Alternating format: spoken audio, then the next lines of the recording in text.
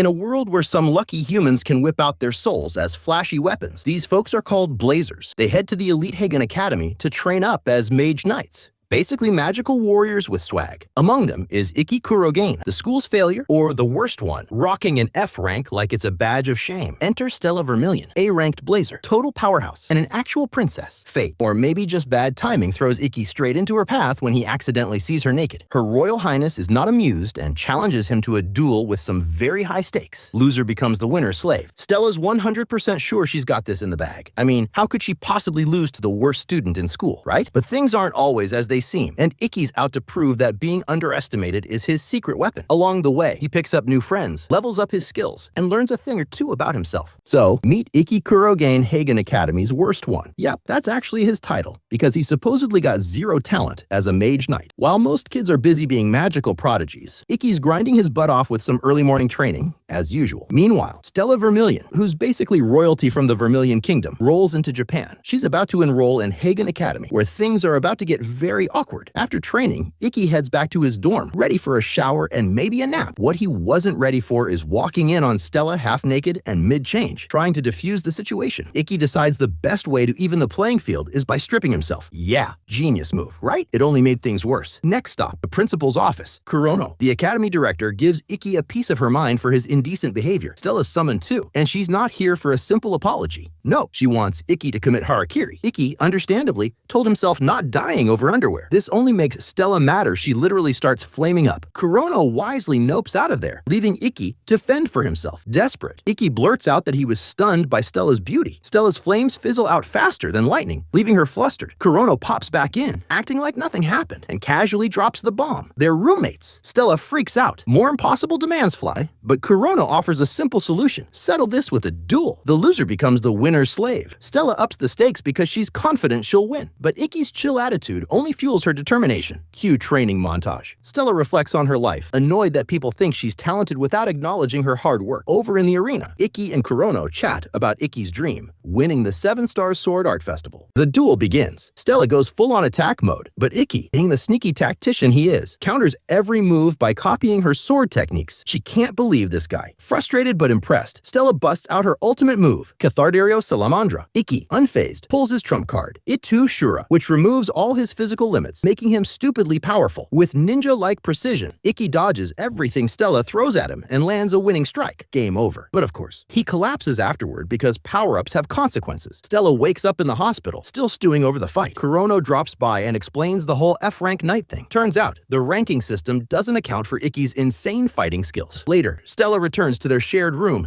and finds Ikki asleep. Curious, she decides to study him by poking and prodding. But then Ikki wakes up and Stella freaks, bonking her head. They have a heart-to-heart, where Stella apologizes for judging him too quickly. Ikki grins and reminds her of their deal. She's his roommate now. With a fist bump, they make a promise.